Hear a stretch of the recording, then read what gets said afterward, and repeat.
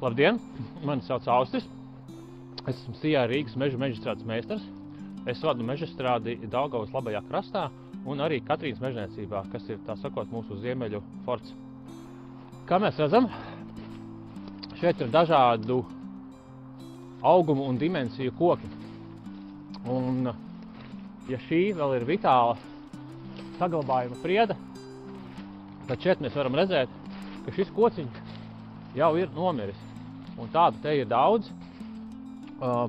Tātad mūsu pienākums kā gādīgiem mežsaimniekiem ir šo audzi izveidot tādu, lai viņi būtu vitāla un dotu krājas pieaugumu nākotnē.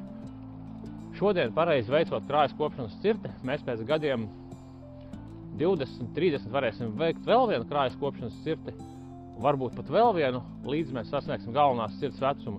Ja mēs šo audzi atstāsim un nekopsim, finālā mūsu tā audze viņa neattīstīsies pareizi, viņa lēnām bruks kopā, un arī mūsu ienākumi līdz ar to nebūs tādi kā pie pareizas mežsaimniecības, jo pareiza mežsaimniecība nav iestādīta un pēc 100 gadiem priede, teiksim, nocirst galvenajā cirtē, bet kopt gan jaunaudzes un veikt dažādas starpcirtes un krājas kopšanas cirtes.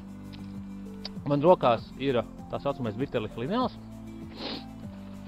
Krājas kopšanas un izlases cirtēs vitāli nepieciešams instruments.